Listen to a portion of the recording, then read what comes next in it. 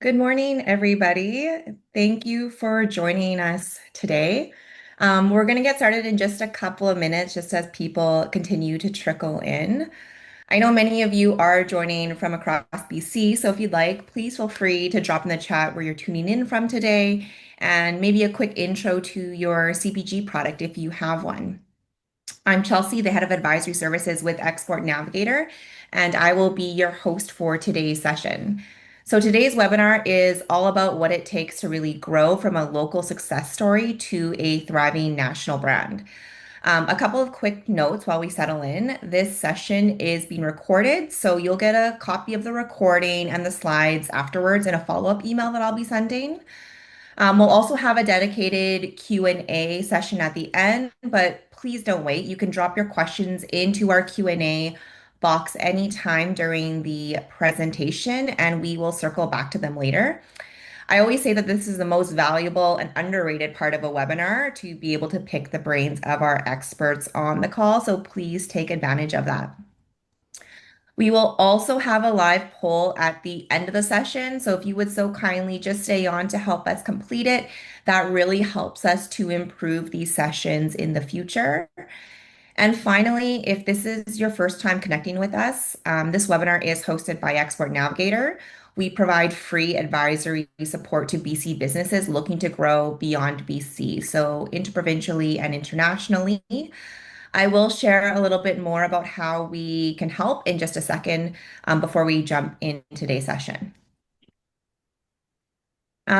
So now that more people have joined, I will start with a quick overview of Export Navigator because webinars like the one today are really great for sharing knowledge. But Export Navigator's role and the role of our export advisors is really about walking with you as you apply it.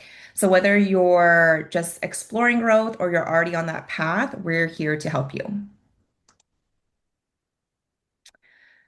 This is our team of export advisors. And so I feel like many of you may be familiar with some of these faces. Each of our export advisors come from diverse backgrounds. All of them have been or are currently entrepreneurs. So they really have that hands-on experience to help you grow and scale your business. They work one-on-one with BC businesses and again, helping them grow their products or their services interprovincially and internationally. They are based in regions across the province, so they have that knowledge for regional challenges and opportunities, but as well have access to the network that exists in those regions. Each of the EAs really meet the businesses where they are at in their export journey and work with them on where they want to grow. So the journey is different for everybody, and it's really that customized, tailored support that they do offer. Again, I mentioned that we are a free program to those that are accepted because we are fully funded by both the province as well as Pacifican. There is no timeline, even though we are called a program, so you are welcome to stay a client for as long as you're engaged and working towards your exporting goals. We do have a technical specialist pilot as part of our program, and this gives BC businesses free access to experts in areas that matter most when entering new markets. As part of that pilot, you will get up to 5 hours of free one-on-one advice from a specialist who can help you tackle very specific challenges. These are some of the areas that we support in case you're wondering. So, marketing and branding consulting, regulatory compliance advisory services, international legal services, and so forth. And just in case you're wondering, Kenny and Phil are two of our subject matter experts that are also included in this pilot.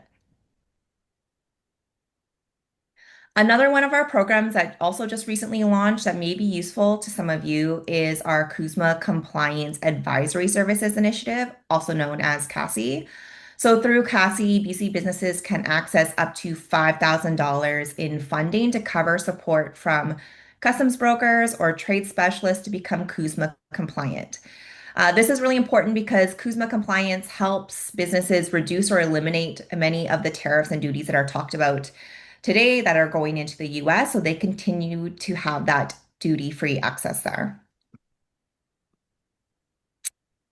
How to stay connected with us. There's a number of different ways. We do offer a monthly newsletter. This really covers all of our events and resources as well as our partners.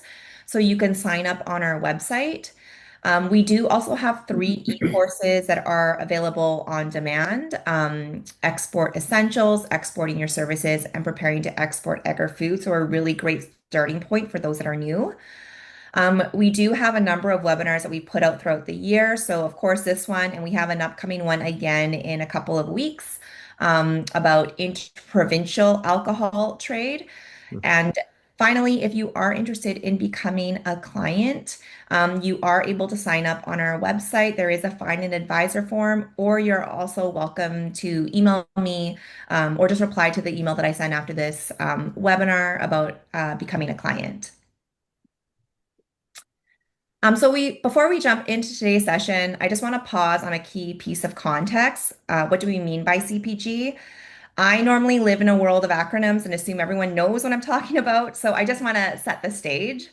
CPG means consumer packaged goods, so these are everyday products people buy frequently, use quickly, and replace regularly. These are things like food and beverage products, household supplies, and personal care items. So they are typically sold through retailers, grocery, drugstores, big box, e-commerce, and so forth. And so what we'll be learning in today's session is really about the true cost of scaling nationally, cash flow strategies to fund expansion, provincially, how to negotiate with national retailers, and how to spot the warning signs of a so-called great opportunity that may actually not be a right fit for your business. And so, with that in place, it's my pleasure to introduce our featured speakers, Kenny Vanucci and Phil Chang. Phil is a CPG veteran with experience at companies like Unilever, Revlon, and Danone. He's a former Target buyer, a strategist for retail startups, and an expert in e-commerce, omnichannel retail, and shopper marketing. His partner in crime is Kenny Vanucci, who brings over 40 years of retail experience, including 26 years at London Drugs. His expertise spans frontline retail to corporate merchandising. Kenny specializes in buyer psychology and the mechanics of business strategy. Both of them co-host this Commerce Life podcast where they break down the retail landscape for entrepreneurs and growing brands. It's a really great podcast, and I encourage each of you to check it out if you haven't already. So we're very excited to have them both here today. And with that, I will pass it over to them. Thanks, Thank you. Chelsea. That's such a nice intro. Nice. Thank you very much. Yeah, guys, thank you for coming, and we're excited at the turnout. We're excited to do this with you. There's quite a bit to do, and then we're excited. We've seen the list, and there are quite a few folks on here that some of you we know, and some of you we don't, but we're excited to kind of help you grow and get going. So let me share my screen, and then we will get going. A few things about us as I do this is just if you have questions, don't hesitate. You can pop them in the notes section, and then we will make sure that we kind of get to them ASAP. Raise your hand if you want, and then we will make sure that one way or another we'll kind of get to you. As Chelsea mentioned, we do a few things, and we do a few things. One, because we get bored a little bit. And then two is we just like to be all over the place. So we do have a podcast. We're 100% Canadian content. That's all we focus on. We do get a lot of Americans who show up and we say no, thank you. But we think Canadian stories are super interesting and we have a lot to tell. So we typically like to stay there. The other thing that we do is we do a lot of teaching. So things like this. We teach, principles of retail, best practices. We play the role of connector a lot. So a lot of times we wind up, people wind up approaching us and we wind up saying, that is not us. Let us connect you with the right person or who we think could be the right people. So at least you've got someone to work with. And then we do guide a lot because retail should be simple, but it's not.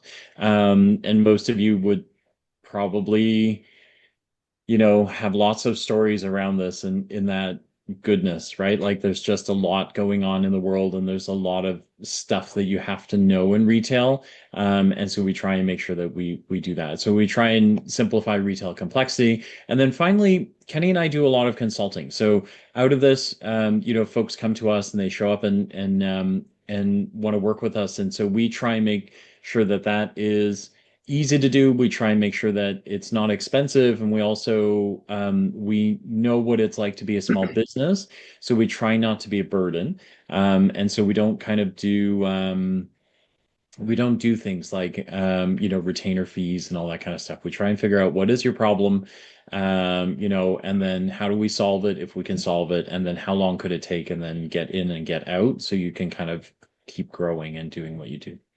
Okay. So that's us. We are excited. So let's get into this thing. So if you're ready to scale beyond BC, things that you need to know, and then how do you leap from local to national? Um, quite a few things here. We're going to start on a bit of a journey. I was in Newfoundland earlier this year and fascinated with icebergs. And it's translated into the deck. So Kenny had a nice time laughing at me. You can laugh at me if you like. They are kind of amazing. The analogy that we would give you is when you are in the local market and you're a local market brand, um, you're kind of like a kayaker. You're energetic, you're excited, you're odd, you're drawn to icebergs. And it's kind of super fun to be in the water. It's super fun to be around icebergs and kind of like going wherever you would like to go, right? If the waves are too busy, too choppy, I can move. I can get as close to the iceberg as I want. Um, and I can, it's pretty safe, right? Like I can bump into the iceberg, no big deal. I can paddle away when I want to. When you start getting into national markets, you're no longer a kayaker, if we continue with the analogy. You are a ship for sure. It takes a whole lot more. National markets is a bigger ocean, they're bigger waves. There's bigger fish, bigger icebergs. And so when you are in national markets, you are a ship, you have a crew, so a team that works with you. You have a hull, so you have infrastructure, you have things that you have to worry about. And so icebergs, are something to be awed by, but also to be cautious of. Um, you know, the famous, iceberg, right, from Titanic. It's all about like making sure that you stay a cautious amount of distance, that you're aware of what your ship can and cannot do. And then you're always watching for what's below the water. So every iceberg is beautiful, but dangerous. Um, so how does this kind of feel like retail, right? So retail is the iceberg. And so when you're in a local market, it's a little iceberg. No disrespect intended. When you're regional, also no disrespect intended. It's a smaller iceberg. It is things that you can do, and you are a kayaker. So you're a 1 or 2 person team. Maybe you're up to 4 or 5, but you're pretty nimble. You paddle as far as you can go. You don't need to worry about the kayak. The kayak will look after itself. It's a pretty resilient sort of vehicle, right? So it bounces off things. We get into choppy waters. We paddle like hell and get out of there so that we can get back to calmer waters and, do what we got to do. Um, when you start going to national markets, you need more people, and things take a lot longer to happen, right? Because turning a ship is not like turning a kayak, right? So a kayak, you are the lead paddler, and you say paddle to the right side so I can, paddle, paddle, paddle, stay on one side so we can turn, right? Paddle left, paddle right. How do we navigate? When you are in a big ship with a big hull, all of a sudden it's pull this sail, pull that sail. We've got to lean to the right if you're in a little sailboat that requires weight and those sort of things to move you, right? So things take longer to happen. Course correcting requires coordination, and then you worry about your team. If I get too close to the iceberg, I strike something, this ship starts sinking, is everybody okay? Is everybody safe? Can we, and then I worry about the ship. I don't want to lose my ship, right? I want to make sure that it will survive. Okay. So all of these things are things that, um, when you go from a local regional market to a national market, these are some of the changes that start to happen. They may, for some of you, they may be intuitive. For some people, these are surprises, right? Because you realize, oh gosh, like I'm a one person, two-person team. All of a sudden, the team I'm dealing with at the national level, the folks I deal with, there's a whole lot more people coming at me. There's a whole lot more complexity. There's more paperwork. There's more, more, more, more. And so you just need to make sure that you are making a shift in your perspective so that you are in the right place. Kenny, I miss anything? No, I think it's just really icebergs are all the same, 10% above, 90 below. But the ship does count and the size does count. So like it is that when you have very limited ship below the hull, like a skimmer, like a kayaker, you can maneuver. So think like if we're all BC peeps, think Georgia, Maine, think Country Grocer, think those guys. Easy to deal with. You can talk to them, you can phone them, you can get to people. You start getting into the Loblaws and the Sobeys, the damage you can do by getting too close or not understanding what's below that water, that That's right. 90% is a ship sinker, right? Really and truly. So it is the analogy, if you can hang on to it, it's you'll really start to appreciate you've got so much below the water in a larger ship, whether it's a Titanic or a sail ship, the damage that can be done by an iceberg, which is the same iceberg. They're still 1090, 10 above 90, but it's the same thing. Retail's retail, but the damage that can be done is catastrophic versus uncomfortable, right? So I think that's what we really want to try to emphasize to make sure you understand is that retail is retail, and the fundamentals you're going to learn by kayaking in the small waters with the smaller icebergs is the same principles you're going to take to the larger. Just remember that the damage that the large one can do is a lot more severe. Okay. I love So, this analogy. I laughed at Phil. He did. When he said it to me, I thought, okay, Phil, like, I mean, because you'll see in a second. I said, Phil, I mean, seriously, I mean, I love icebergs too, yay team, but my God, we got 500 variations of an iceberg in this presentation. Like, that's good, but that is wow, correct. That is correct. bring it down We a were notch. talking about this earlier as I was It's in all New Brunswick good. We and got I like didn't get to see icebergs, yay team, puffins. Otherwise, you probably see puffins in this as well. But or killer whales, or, whatever. There's lots of things we could do, no, but no, that's I all saw good. whales too, but I couldn't figure out how Yep, to work them into the all presentation. So, good. okay, so understand so some learning points that you're going to get out of this. Understand the real numbers behind national program costing, beyond what you're used to locally. Okay. We're going to talk about cash flow strategies, but I don't want your eyes to glaze over. Neither, to be totally clear about this, is neither of us are accountants, nor do we want to be. We're both married to them, and they would not, I can see my wife rolling my eyes. We're going to talk about this from, a sales marketing standpoint. Okay. Yeah, So there's no debits or credits happening here, but we will show you what but you you need need to to understand what know. cash flow is. You need to understand a P&L. 100%. Correct. And then master how to negotiate with national banners.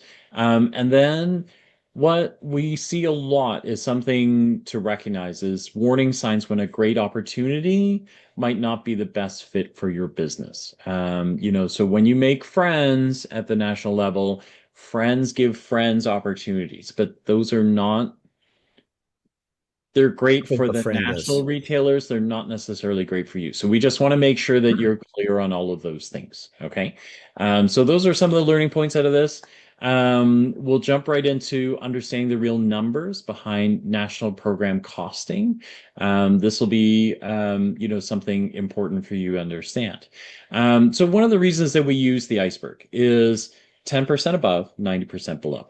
And so, for those of you who have been around us before, this is not a new concept, and we do this, because it bears repeating a lot. You know, the above is pretty straightforward, and we see it all the time, right? So, our suggested retail price (SRP) and our cost of goods sold (COGS), right? So kind of like this above section here. This is the 10% above. And where Kenny and I spend a lot of our time is worrying about the 90% below. Kenny, do you want to walk us through this? Yeah, I think it's the part that nobody sees. What we try to the purpose of this is how we usually start this. And I know a lot of you probably, if you've been with us, you know that we always start here because if you don't have your cost of goods and your retails in line at the beginning and you don't correct before you get too big, it will be the part of the iceberg that pierces the hull and will most likely sink the ship. Okay. So I just want to go back to that. It's really important is typically what most people will do. You've got your cogs of a dollar, you hit the farmer's market or your local retailer that you're delivering to, and $2 is the retail. And that's fine only at the farmer's market because as soon as you get into the retailer, they want their points, right? So your dollar's cog to $2 retail where you were making 50, a whole dollar just for you at the farmer's market, the retailer wants 35 to 40. We did 35 here. It doesn't matter what number it is. But it takes your sell from a dollar cogs to $2 retail to a dollar cogs to a dollar 30 wholesale, and then the retailer takes the 70 cents difference. You don't get that anymore. So now you have to understand that all you're bringing to your pocket is 30 cents and it has to cover all costs. All costs. All we show you on here at the bottom of this uh, iceberg is the retail costs. This doesn't talk about if you want to eat because you want to be paid or if you have rent, taxes, all that other thing. Remember, the spread is what dictates viability, not the retail price.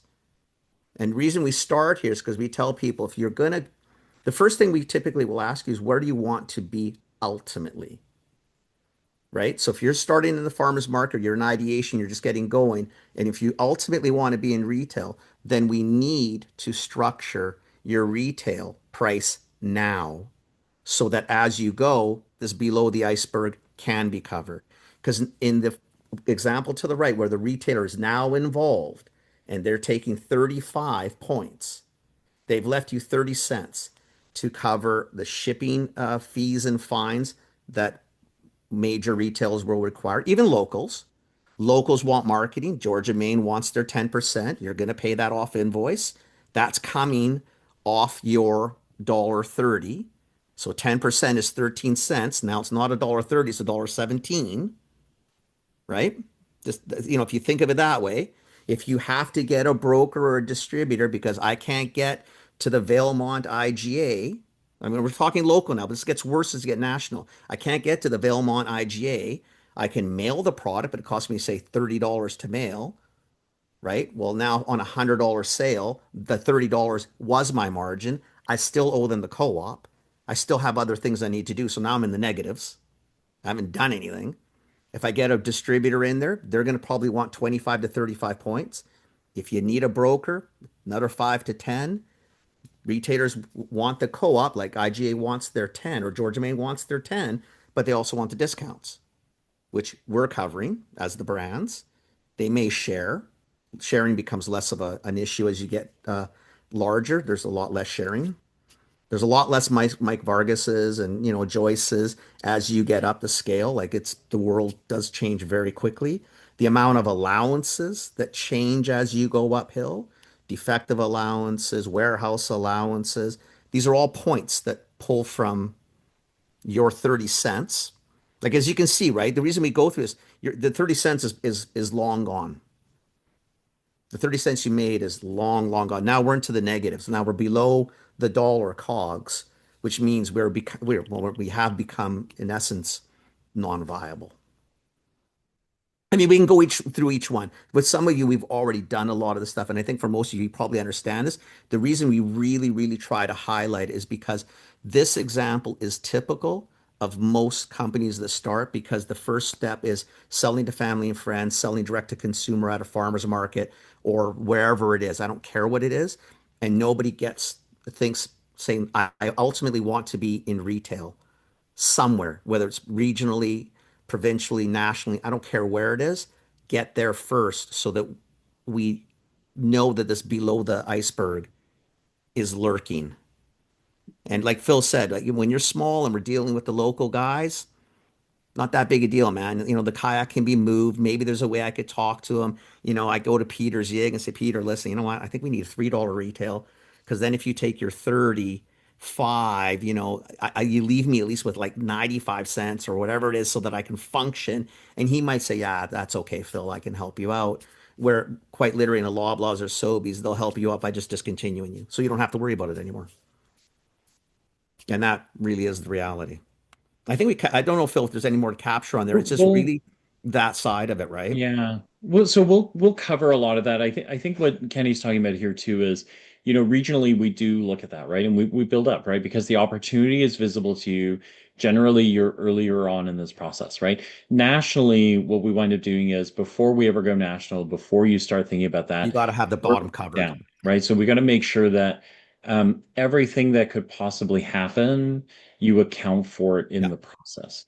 And all of this stuff down below, which you'll start to see as we move our way through this, all of this stuff starts to really accumulate, right? So every iceberg that you are going to wind up running into, iceberg being a retailer of some sort, the size of the prize up top, what you can see, and the below, both are critically important to the way you approach that retailer, right? So if you don't approach them with caution, if you don't think about all of these things that could happen along the way, you are going to find yourselves in trouble, right? Because you know, these guys, as you'll see later in the presentation, but um, these retailers, they know how to make money, right? That's what they're there to do Well, is to their objective is so to sell your product, but their objective is yeah, profit, right? And yeah. I think on some of this is the reason I really try to watch it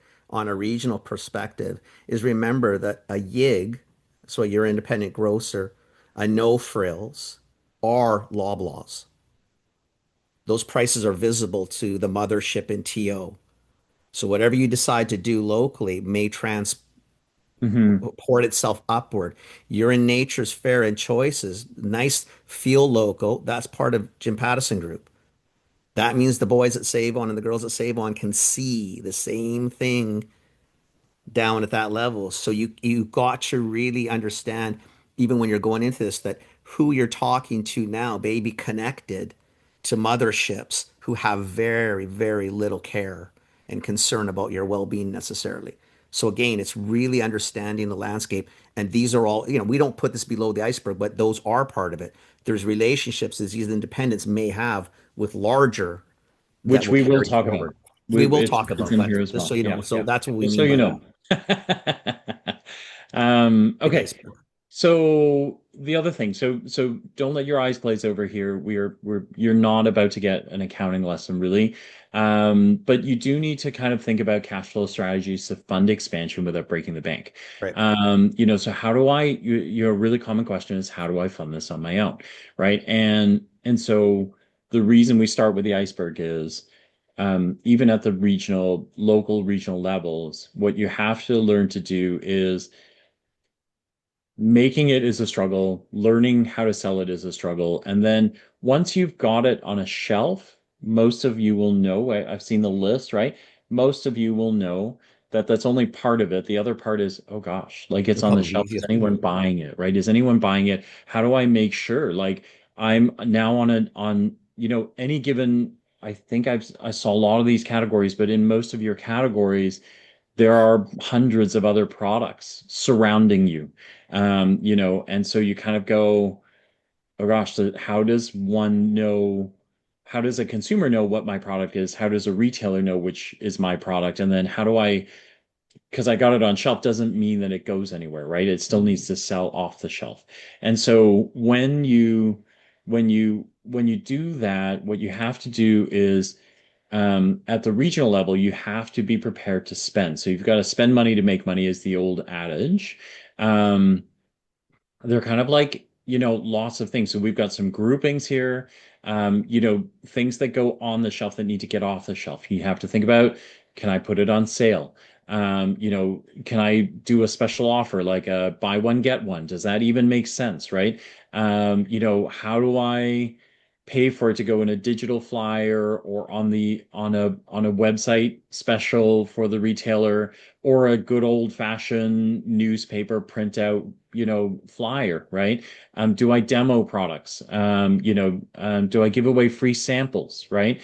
Like all of these things are things that we have to worry about. How do I make sure the store actually understands how to reorder my product? Like all of those things. How do I teach them, things that are happening? And then how do I manage, transportation and Logistics. deliveries and Yes. all of those sort of things, right? So there's quite a few things that you have to do in order to make sure that you can actually make this thing fun. So before you go national, what you have to learn is, with a Georgia Maine who has a specific, kind of promo plan, but they are flexible.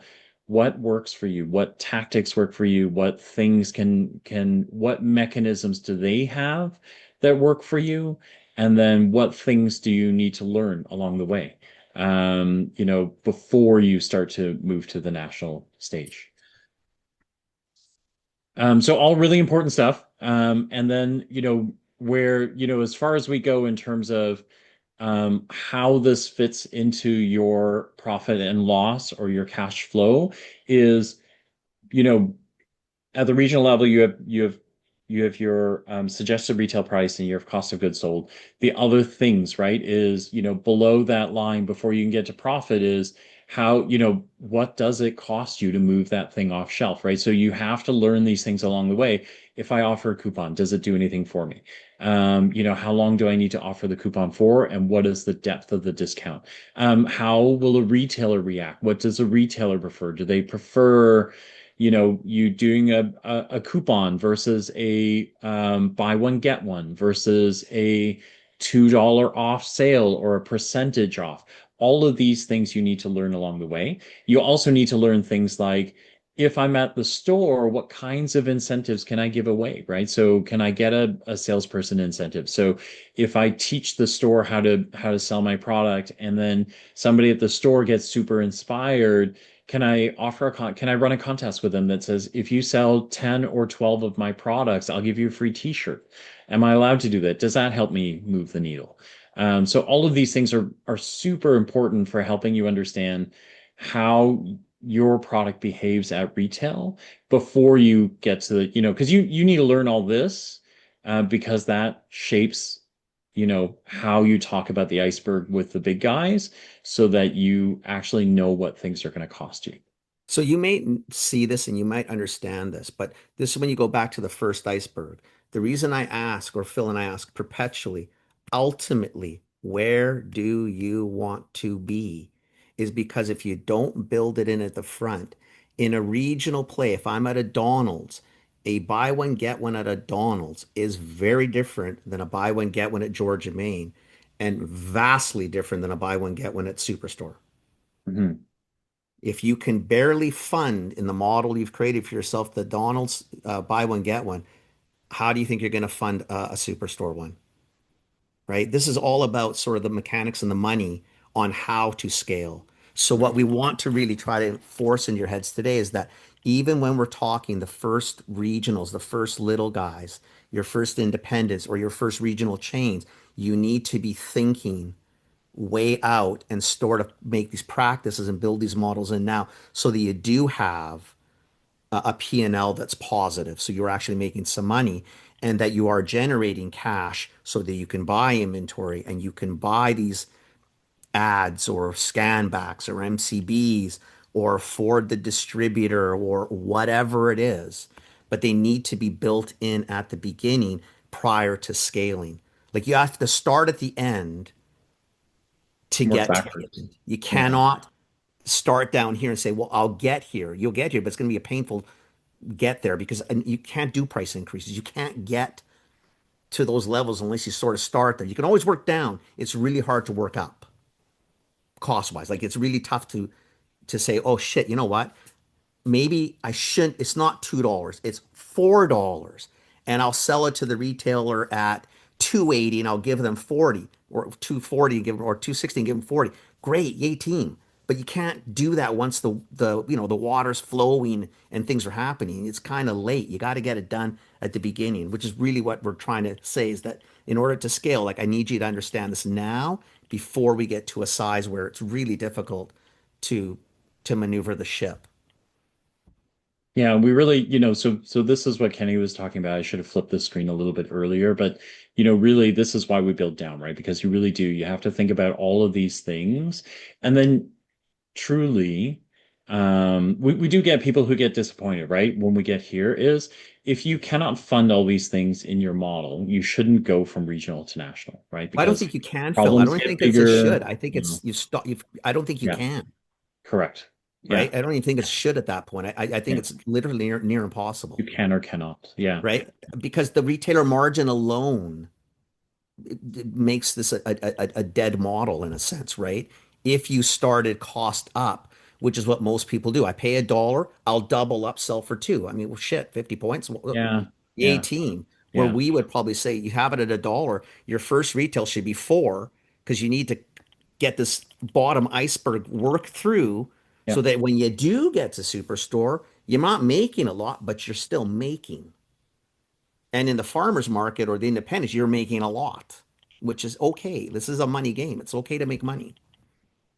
Well, you should. Well, It's I more mean, than just try and okay. make it, It's soften yeah. it up. Yeah. I think that's sort of the Yeah. purpose. I think we're all Yeah. good in the hood to make some Yeah. coin, right? Yeah. I'm assuming Uh, why we're doing this.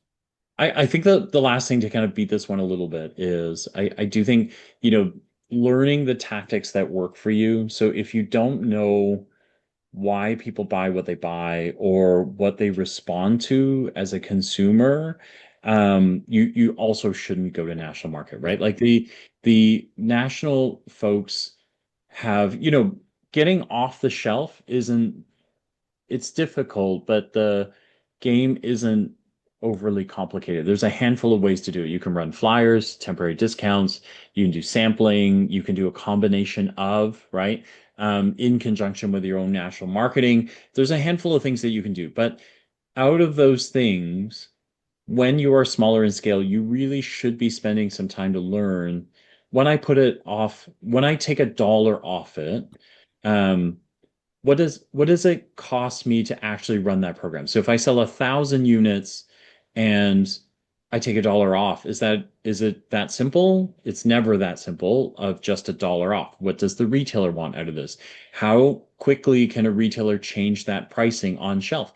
How long does it last for? What happens if it goes crazy and you sell out?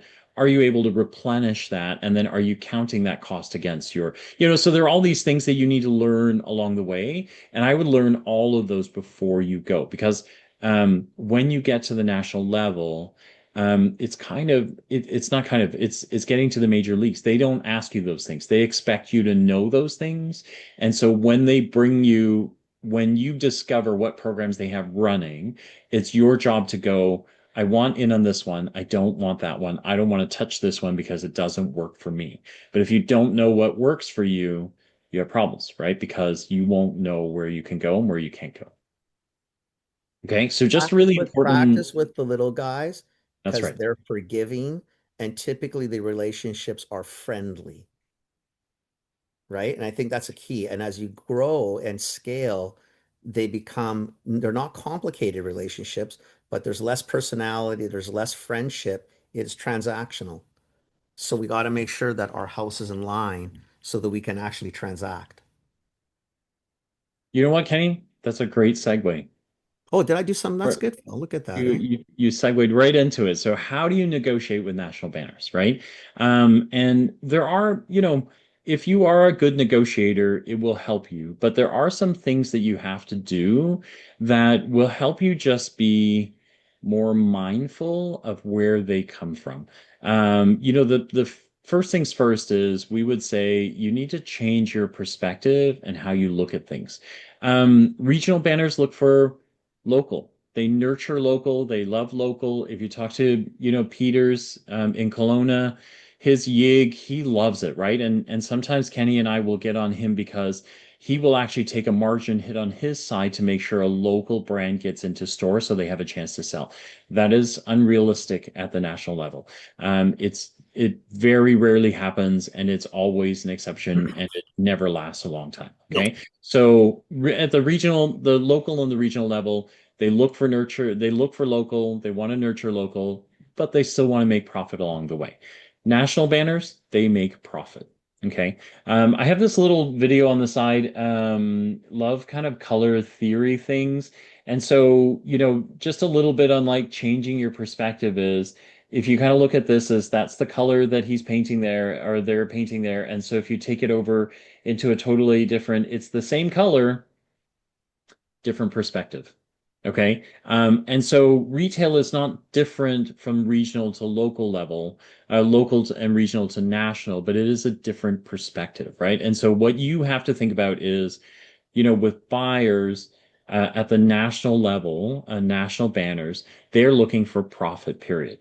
And the reason they want that, right, is, um, at the local and regional levels, they deal with, hundreds of vendors, thousands of SKUs, they're dealing with a lot of detail.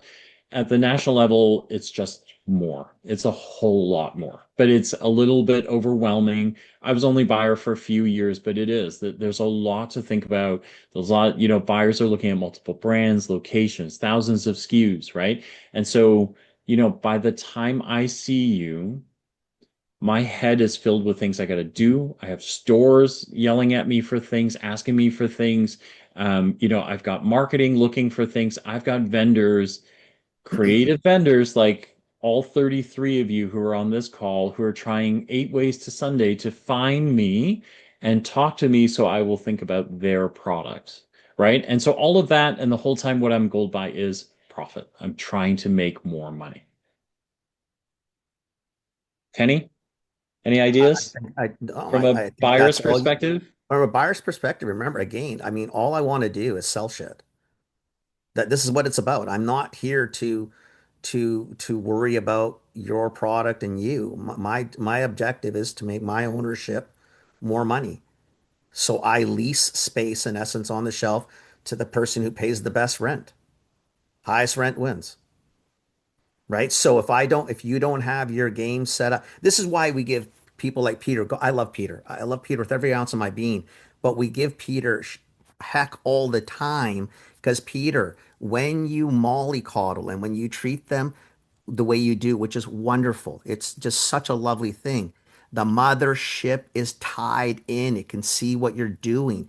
You're going to carry this pain through because at the end of the day, the nationals or even the larger retailers are built on it's a money game. The little guys want to make money too, but it's different when it's their store or it's their entity. This is not the world of large retail. It is a game about the numbers, which is again why we go back to that first pyramid or first iceberg. Is we really want to emphasize. I want you to think way ahead and build accordingly. So when we get to these pages where well, like, it feels pretty harsh here, like local made regional, especially won't cut it at national level. Just to Hmm. be clear, nationals love the Canadian play. No issue. Love it if it makes money. Love the fact that in my BC stores, if I'm Loblaws, I love my BC stores to have a lot of BC products if they make money. The last words are the most important. If it makes money, if it makes money, if it makes money. That's what the key is. Not because I'm going to do this because it was a BC company, Canadian company. That is important in the line. Well below, can I make money? Right? That's again where we keep emphasizing, and I know it sounds sometimes very harsh, but this is the game that we're in. It is about making money.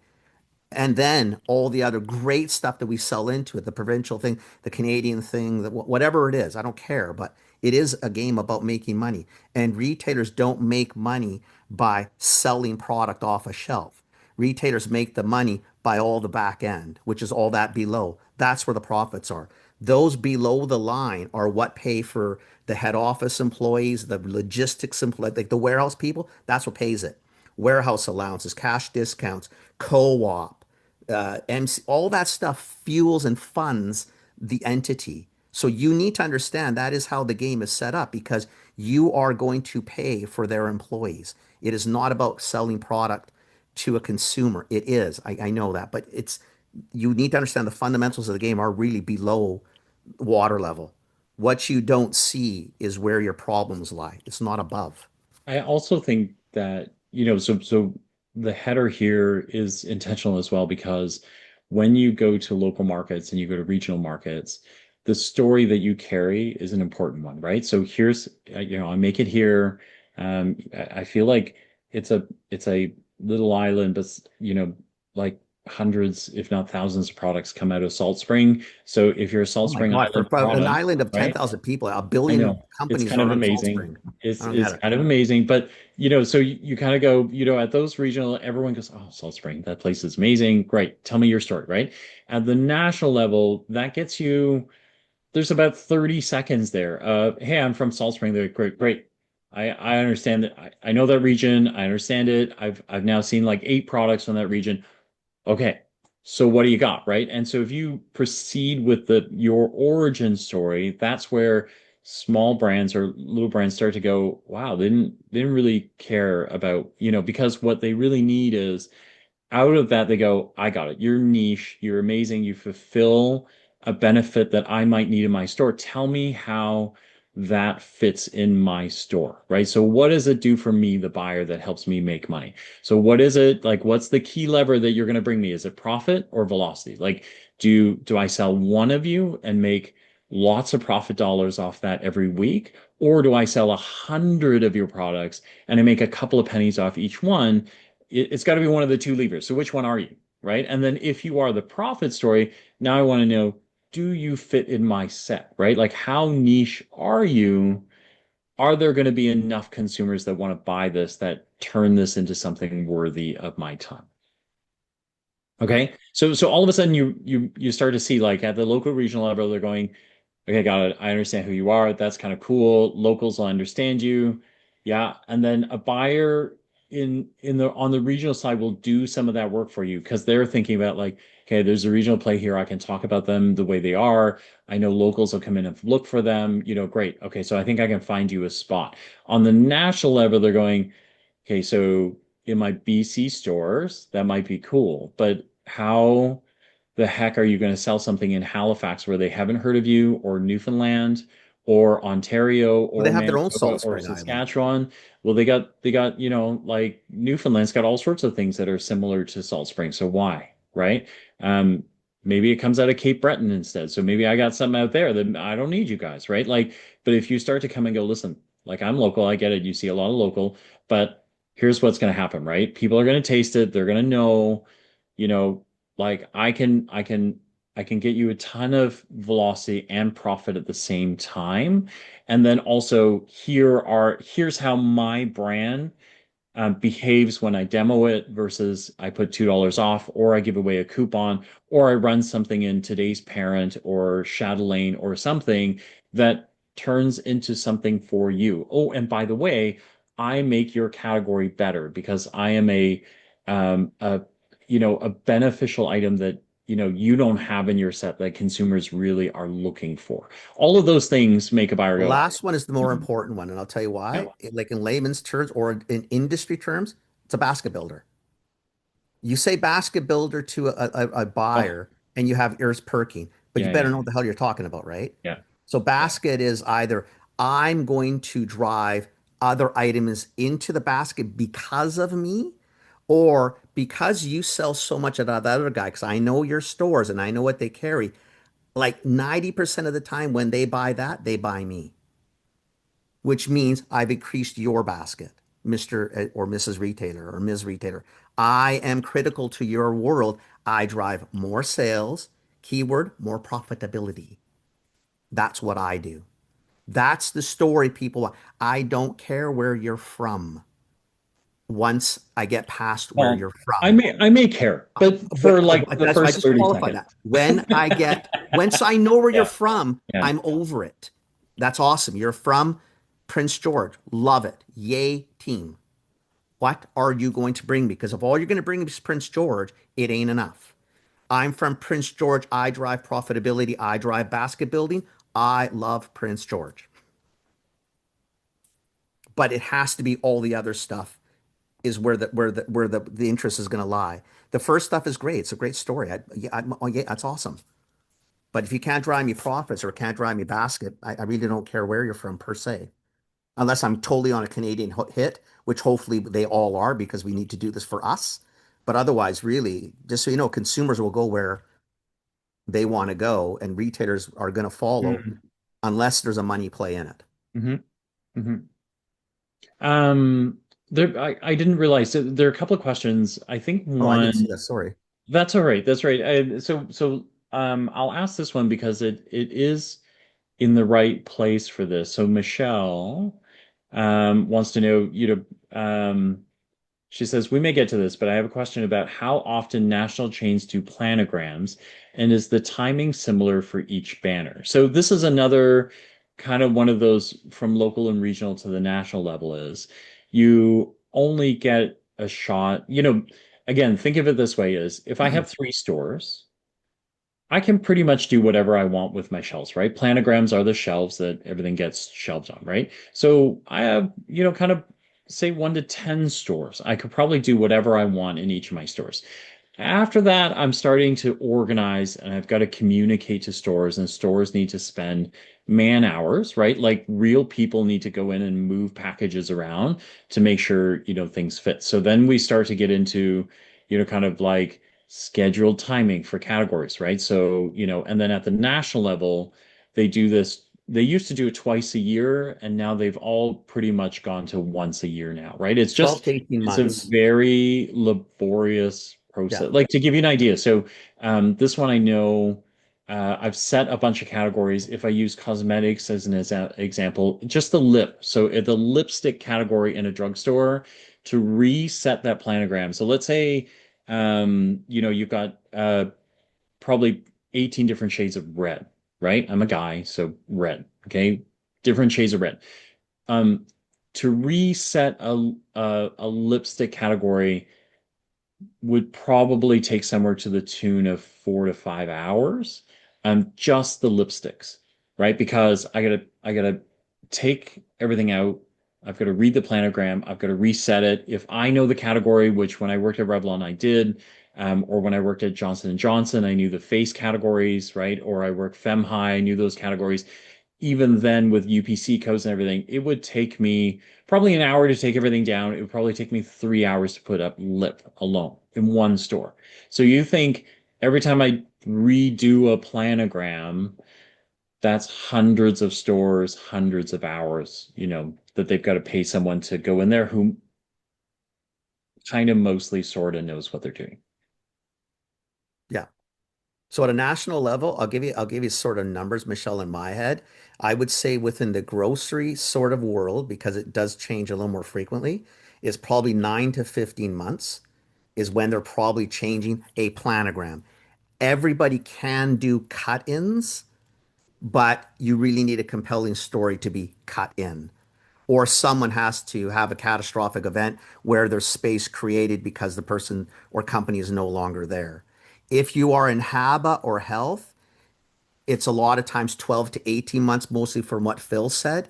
And most companies now have bought into what Loblaws or Shoppers or Walmart wants, and they'll say, listen, I don't want to do a planogram more than every 18 months. And then multinationals will work around that, which forces the smaller players like all of us here to also follow that lead. If you look at Whole Foods right now, but if you can look at the schedule now, if coffee's coming up in September, it ain't going to hit the stores probably till next June. So you've got a 12-month lag. Not to say you can't get a cut in, okay? But do not bet your life on cut ins when you get to national level.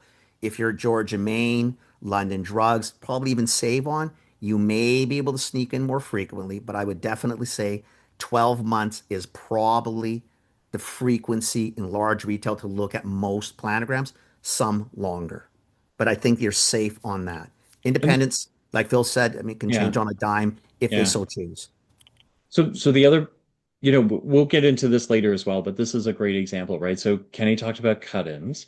So that is if we're off planogram timing, but I go to Kenny, Kenny and I used to, I've called on Kenny before. So let's say I go to Kenny and I say, hey, Kenny, I need a favor. I've got this new Aveeno product that is just it's crack-lacking. It is going to be amazing. And could you please get this into your stores ASAP? And Kenny might say, listen, planogram doesn't happen for another 8 months. And I go, listen, I can, I promise you, you put this in, it's going to be a rocket ship. And he says, fine, I'll do an exception. I'll get it in. That is a favor that you as a vendor should be very careful about, right? Because and the answer is in the execution, right? Because here's the thing is Kenny's going to send an email to all 80 stores to go, guys, crack-a-lackin' product, make sure you put it in. It should go in the Vino set, it should go here and it should go to the left of this product, right? 80 stores. But the 80 stores get like how many buyers were at London, give or take? When I was there, 17. 17. So the stores will get at least 17 emails, from 17 buyers a day, if not more, not including store ops, head office, marketing, blah, blah, blah. Out of the 80 stores, 30 of them will read the email, right? And those people need to pass it on to their people. Yeah, it could be lower. I'm trying to be generous, right? So all of a sudden you kind of go, me, a month later, like I told my team, guys, I scored. Kenny said he's going to get in, and then a month later I go in, one store has it up on the shelf, right? And so in Kenny's mind, he's done me a favor, right? So he's done me a favor. It's going to cost me something later. He's going to go, remember? Oh, it might cost you something up front. You just Yeah, didn't it ask the might cost me question. something up front too. But for me, now I'm in trouble because nobody has it up on store. I'm going to have to spend some of my own labor to make sure that people actually are getting that on shelf. Now I got to go to all 80 London joints and go, listen, did you see this email from the buyer? Could you please go and implement this? I got to come back later and make sure they've done it before I ever know that that's actually something that happened, right? So beware of the favor from a friend.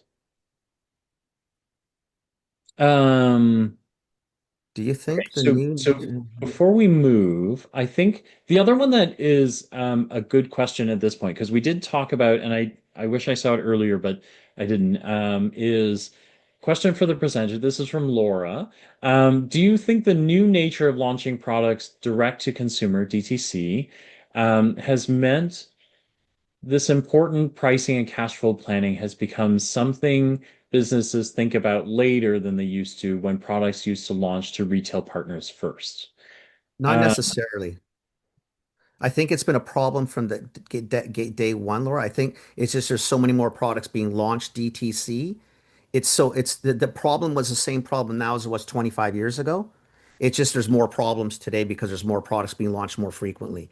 I think ultimately the fundamental problem with most companies is they don't think tomorrow. I don't care where you want to sell today. I want you to be in the farmers markets. I love farmers markets. Great to talk to people, great for insights. Yay, team. But you need to price like you're going to be in Superstore. So our rule as a general rule in CPG is dollar COGS, $4 retail. Most get into problems because they'll do dollar COGS. Oh, $2 retail, I make 50. No, get to four. And if the market won't bear four, drop it to three, but then find a way to get your COGS down to 75 cents. Everything has to flow that way. So the answer is it's probably the same problem now as it was before. There's just more problems now because there's more of them. It's always been the same issue though. When you go D2C, you need to go D2C, but with last retailer in mind as your pricing. Then you don't have these problems, right? Again, sounds very simplistic, but that is part of it. okay, Does so the that other sort of one, answer it?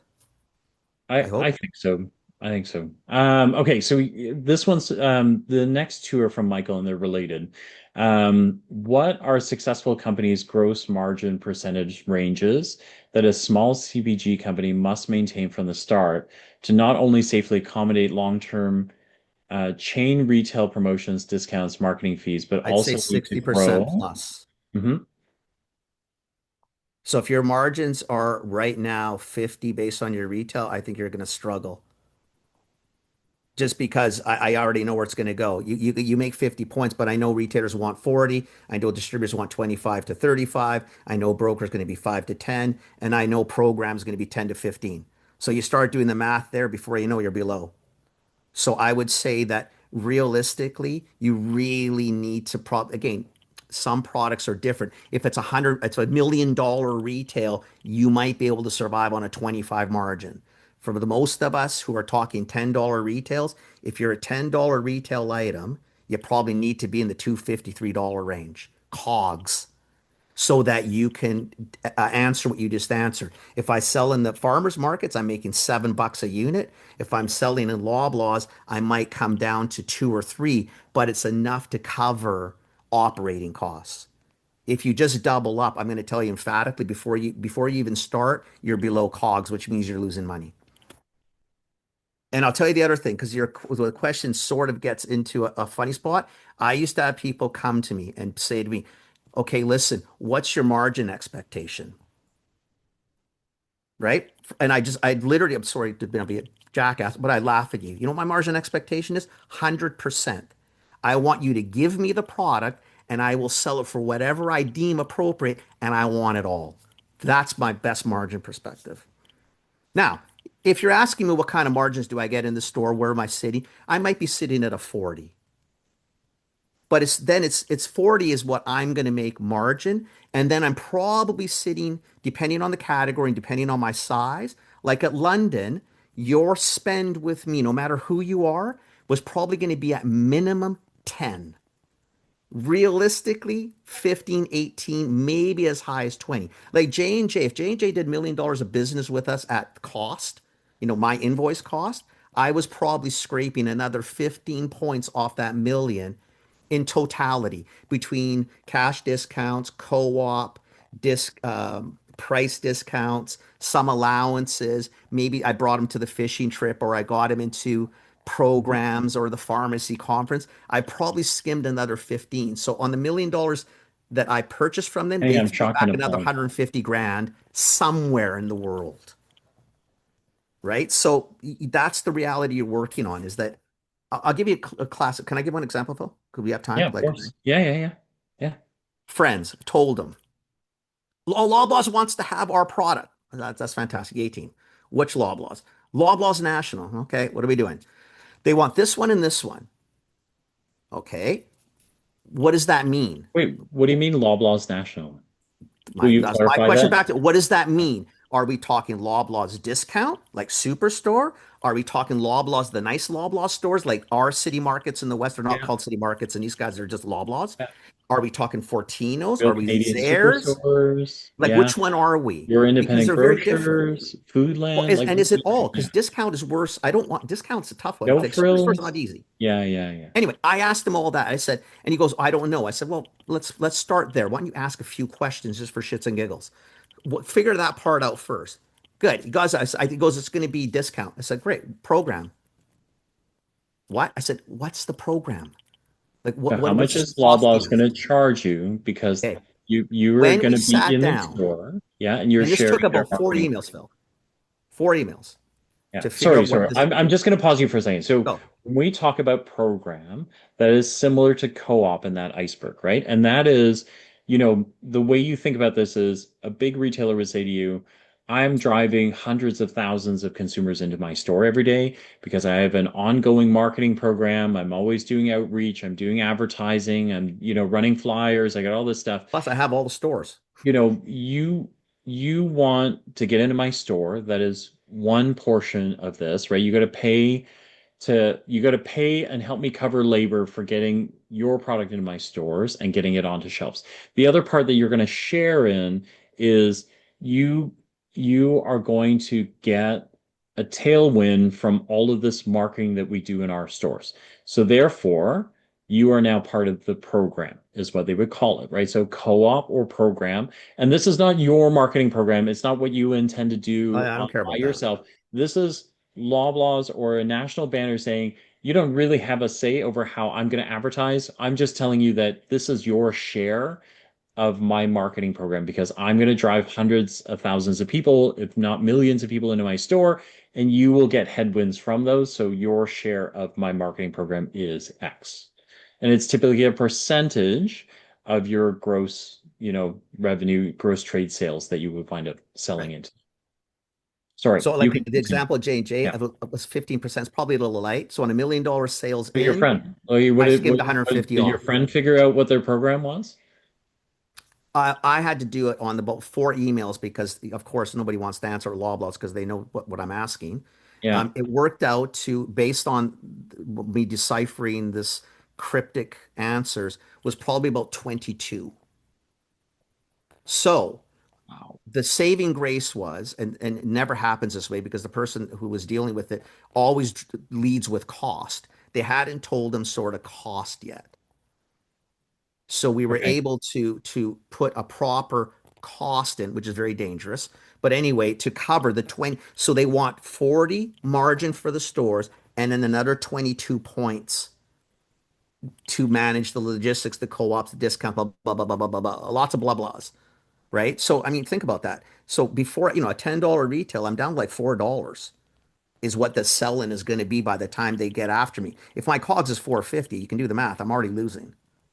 So this is how Right? the iceberg is the attractive. The top part is really It's attractive. I've beautiful got a looking. national retailer.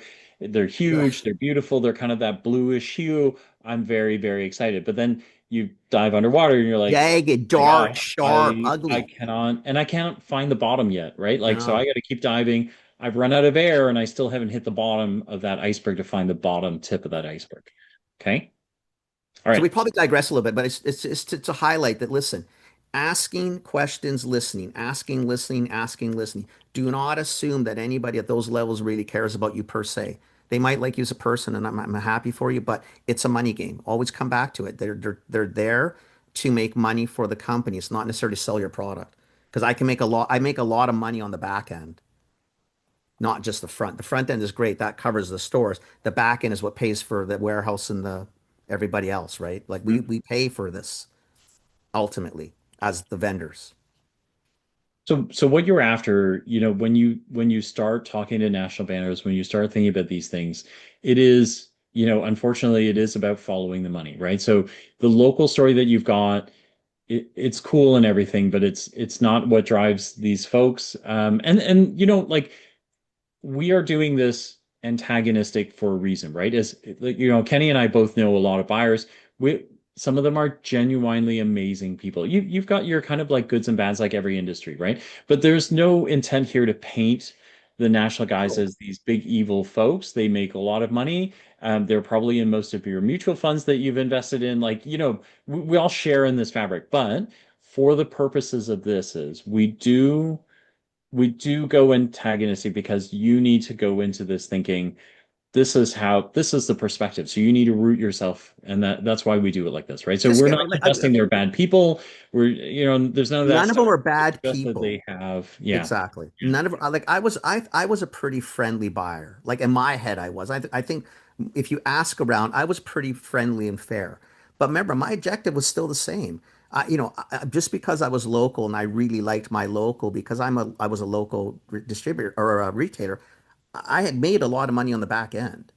I still had listing fees. I still did all those things. And I might help you. But at the end of the day, I Mhm, helped because I could, but it was all about the money. I still had to do what mhm. I needed to do to fund this and fuel this entity. And this is how we fuel the entity, right? That this is how retail sort of runs. So to Phil's point, Loblaws people are not bad people. Sobeys people are not bad people. London people are not bad people. They're all good people. But their job is not to sit there and say, "Oh my God, thank God, Phil. Oh, I'm so happy you came in today. What can I do for you today?" Just so we're clear, don't go in with that mentality. The mentality should be, "No, Phil, what can I do for you today?" You know what I mean? Like you're trying to play it back that like you're the vendor. How can I make Kenny's life at London Drugs better? Here's the traffic. Here's my profitability. Here's what I'm going to do for you. Here's how I'm going to make it simple for you to get me into the planogram. Tell you what, I'll even buy the real estate from this other guy to put myself in. Like there's a million ways to play, but now you're talking a retailer's language, right? But again, now Um, that's all below the line again. That's money. Before we segue into some of those pieces, I just wanted Michael, your question will answer. It'll There's a make hand up more there too. sense. It'll make more sense at the end. So, I promise you, Michael, I saw your question. So Michael's question is can I you share understand. a few cost of goods reduction approaches that successful brands utilize and any that might be overlooked? So I want to hold it to the end Hold because that. there are a few things that we want to show you. It'll help you kind of think about this a little bit Right. different. Plus, So, you can tell digression is kind of our world. You got to kind oh of, no, this isn't like I actually think it'll make more sense when we're done. So I think so so too. so we'll hang into that. I've got it open here. I'll make sure we answer it. The segue here is what Kenny was talking about is absolutely true is when you have when you start talking to buyers, right, is you do need to adopt kind of this mindset that you're here to solve a buyer's problem, right? So if I look at this slide and I just flip it inside out for 1 second, is if you go right to the bottom and you say, what do you have to do to stand out? You have to think of the world from the buyer's point of view. And that's it's unfortunate, but it's just the way the world is, you've got your problems, you've got your brand, supply issues. When you go see a buyer at a national, or a national retailer, what the retailer worries about is what you need to worry about because that's how you make things happen, right? Yep. And I'll give you an example in a second as well. So what you have to do to stand out, understand that inventory stresses me out. So as a buyer, the more inventory I carry, the more worried I am, right? So I'm worried about not having inventory. I'm also worried about having way too much inventory. Both of those things make me cranky. I get cranky, the world gets cranky, you get a cranky buyer, you get cranky people who want to talk to you, right? So both of those, all of those things are true. And then what I want to do because I'm operating and I'm an operator and I'm running a business, I also want you to be an expert in your category. So show me how to be better. That doesn't mean you tell me what crap other products are crap that I've picked. Don't do that, right? Because if they're on my shelf, it's because I picked it, right? And there is a reason they're but you can show me how to make the consumer's life better because you are the experts in your category, right?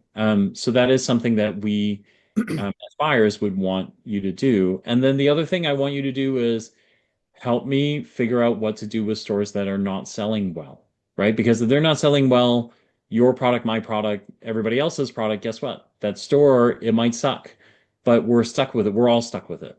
So if you have an insight on how to make that better, you should tell me what that is. You So should the know flip what the side triggers is, are, though, Phil. Like you should know Mhm. what the triggers are. So, like if you come into me and say, "Listen, I'm going to give you top line sales," right? You assume that's what That's we're all the looking for. top I may portion not of be the looking for equation. top line though. I might look at you and say, "Listen, I don't need top line. I need bottom. I don't care if you give me top line. Top line at 10 points. I got that all day. I don't need it.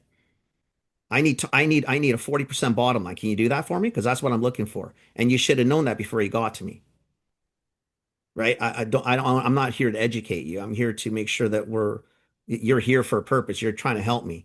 So if you come in with a top line story and I'm a bottom line, or if you come down with an inventory buy that's 6 months long and clearly the whole industry knows I don't want to carry anything more than a month, then you're really not talking my language Yeah, before we start. Right? yeah. You need to do your homework on what I want. The fiscal year versus calendar years are a big deal. You got to know what language. If I'm talking fiscal and my fiscal's, May to and beginning of May to end of April, I may not care what a January to end of December sales thing is. You need to put it in my world. I'm talking fiscals or, there's all these nuances that you really need to understand prior to getting to that buyer. Because that's what Phil, when your dad isn't your buyer's dad, that's what we mean. Like, I mean, you need to talk the language of me. Remember, as a buyer, just it's all about me. Well, It's all about so think about that. and you got to One help. You got to second. get into that. Yeah. So as a vendor, what I get excited is I'm shipping boxes out, right? So I say to Kenny, I've shipped you 100 cases, right? But what a buyer hears when I say I've shipped 100 cases, the buyer will get stressed out because what they're thinking about is 100 cases times whatever dollars Yeah, times equals, 12 is 1,200 right? units times But what I $10. That's really 12 want to grand. know is how many packages left my store and left, right? Because the better news to bring there is to go, hey Kenny, I know we're meeting, but listen, you're going to be short in 2 days because I shipped you 100 boxes, but we've sold 80 of them in the last 3 days, right? So if I just go by run rate alone, you're going to be out of stock. You need to cut an order. We need to spend our time together to rethink about the forecast because you are selling far more than I thought you would. And I think it's because of these reasons. And all of a sudden, what Kenny should walk away, I think you would walk away with this is emotionally one is, okay, I got someone who is looking at my business from my perspective because they're worried about my shelves being empty. Two is they're actually thinking about me because now rather than push something new on me, they're like, we need. there's potentially an emergency here. Let's drop all our stuff here because we need to figure out why you're selling so much and I'm shipping so little, right? Because I don't want you to be out of stock. I think that's bad news.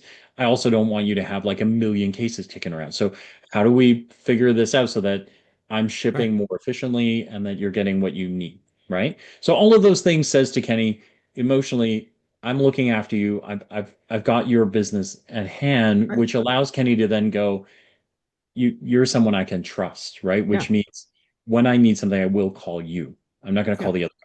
Well, because you made it about me. You made it about my company. Like this is about what's good for me. You're telling me things that I need to know. Like you're telling me, and you're talking the language I want. I mean, we tell vendors all the time, do not talk to buyers about selling. I don't care. I can Yeah, read the selling. I cut the PO. yeah, I know what I bought. I don't care. yeah, What did I sell out? yeah. And if you can't answer those and can't help me with that, a monkey can write a PO. I don't need anybody telling me what's sold in. I know I did it. I'm not interested. I So, want to know what's so sold out. How are you the, helping me fill baskets? How are you helping me make money? so the That's what I example want. I had for you, and like, so this is a dated example. I'm a little bit older, right? So in the days when we still had a ton of paper flyers, when I ran multiple desks at J&J, one of the one of the things is at that time, buyers for that did flyers, they would kind of run in 2 week cycles, right? Is so they would run a deal, they would set up the deal, and it would drop in a flyer 2 weeks from now. And so um, it didn't matter whatever I was doing on the Thursday night before Friday, I would prep a handful of deals. So when I was at J&J, and I ran, say, feminine hygiene, so I had Stay Free, Carefree OB, I had Monistat, I had a bunch of these categories. I would think about what kind of deal I might want to run. And then every now and then I would get a phone call that says, "Hey, this is urgent. The vendor who is supposed to be in next Friday's flyer just told me they're going to be out of stock. And I'm kind of screwed right now as a buyer because I have an open slot. I have nothing for it."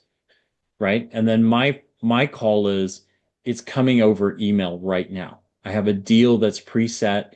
You can take it and run with it, right? And so that's me. It's opportunistic for me. But I'm thinking about what the buyer is feeling at that moment going, holy crap, I had everything down. I was ready to go home on a Friday afternoon, and then all of a sudden, this crazy vendor calls and says they're out of stock.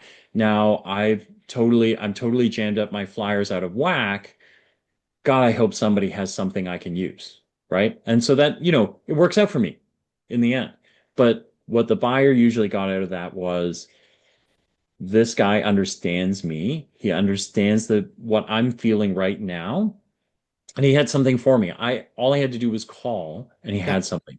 And so all of a sudden, my business tied to that example, my business that year grew almost 15 or 20% just because I was available and I was ready for that buyer. Because I knew that every now and then he would call, and I think it turned out to be like 5 or 6 times that year. But each one of those turned into something opportunistic for me. And then that buyer kept calling because they knew this guy is always prepared. Like no matter what happens, I can call it like 6:30 on a Friday. Yeah. Everybody else would have gone home. And he might be too. Like a couple of times I was, on the highway with the kids going somewhere, right?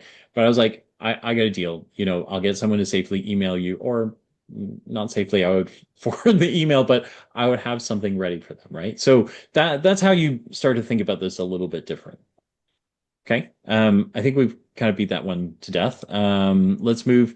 So we have a checklist. You are going to get this deck at the end. So you can take a screenshot, but you're going to get this deck. So it's here. So we've got quite a few things that you do want to think about that you have things for. I think I would emphasize things on the left even more. Sorry, on the right. On the right. So make sure that you're asking lots of questions. How important is your category to the buyer?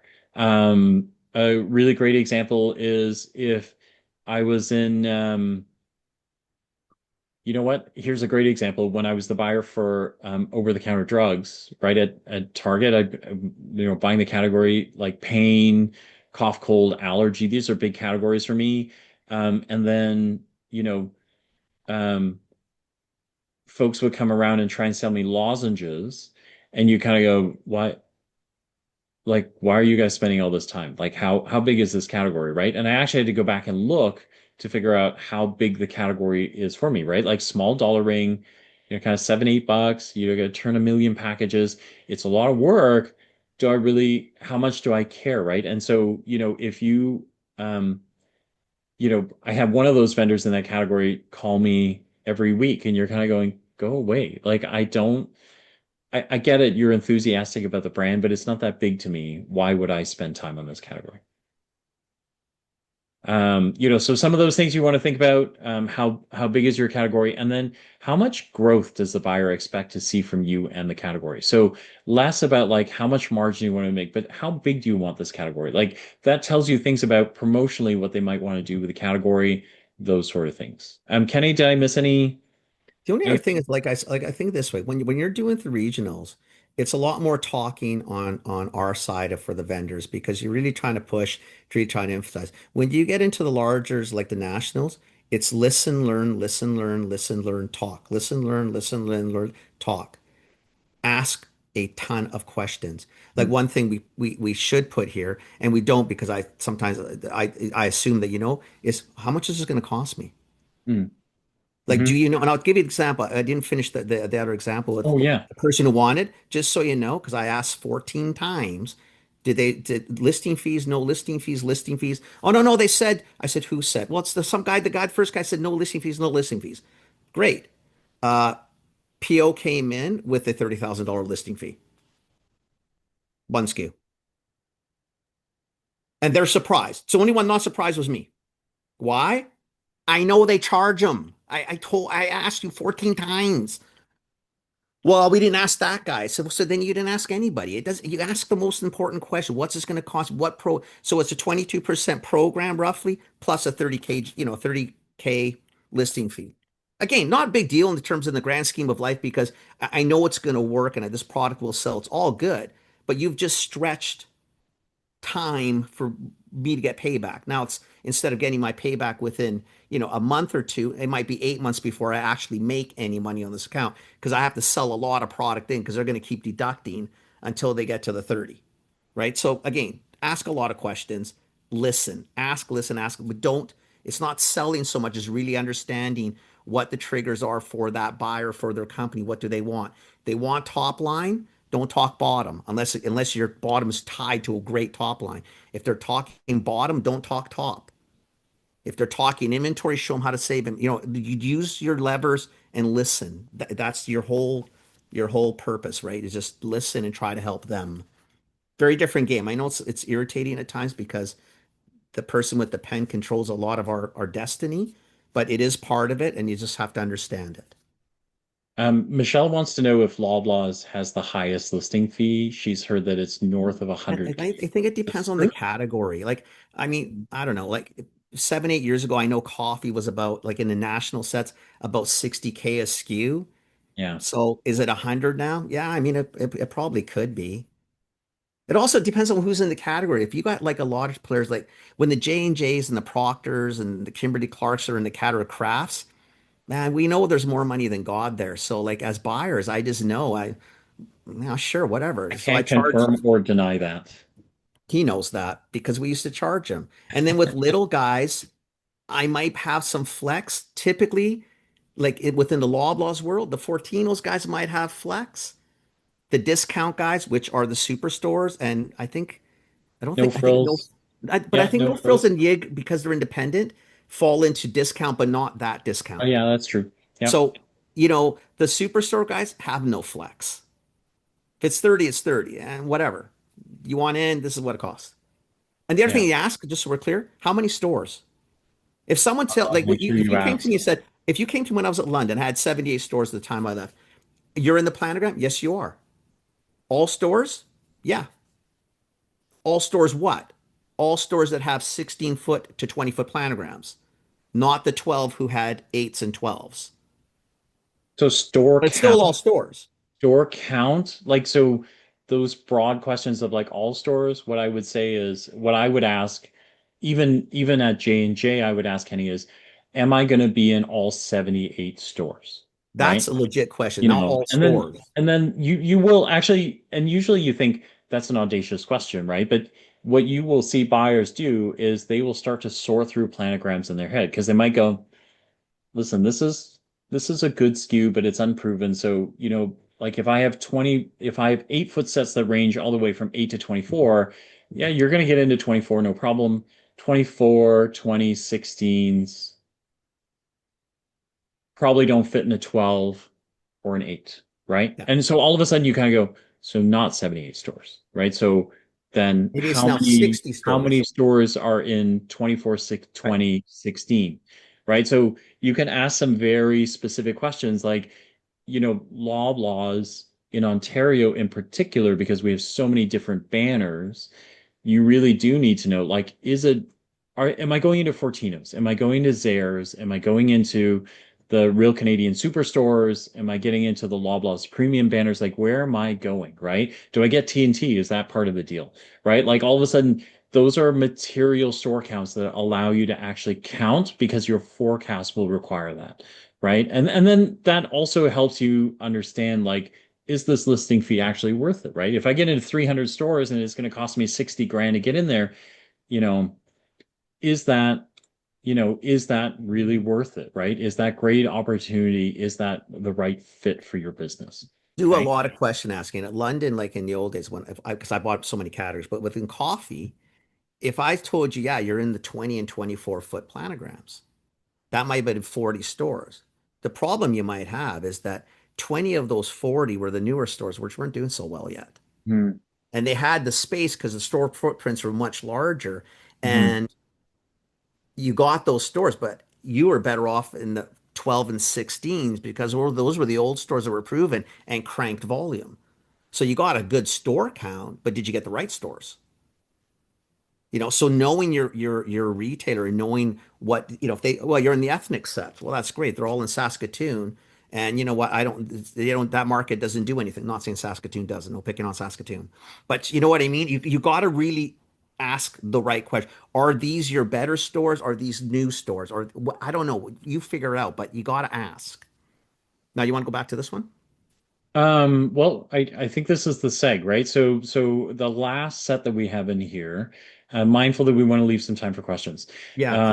is the way you start thinking about this is that we've talked about the iceberg and the size of the iceberg, right? The other thing that you have to marry that with is you really do have to start with the end in mind. So this idea of, kind of bottom down or like building from the bottom up is what you have to think about is every opportunity or favor will cost you something.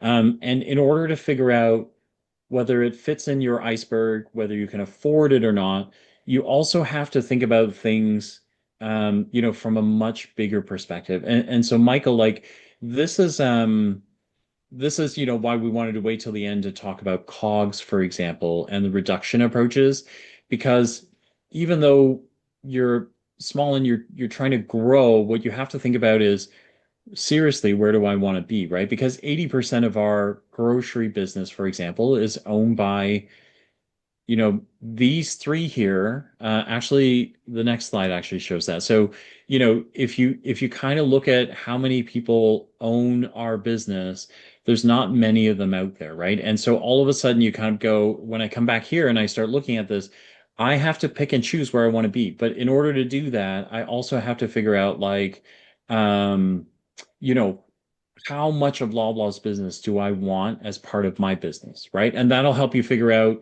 so if you start to go, listen, I want to be in Loblaw's, but so I'll take a cut of this from from some of our more premium brands is, you know, I want to be in the Loblaw's business, but I'm a higher end product that's multifunctional and I don't need to be on discount. All of a sudden, I only need to be in probably like a Fortino's, the Atlantic Superstore, Shoppers Drug Mart, Pharmaprix, Where's normal and Loblaws, like the normal and ones?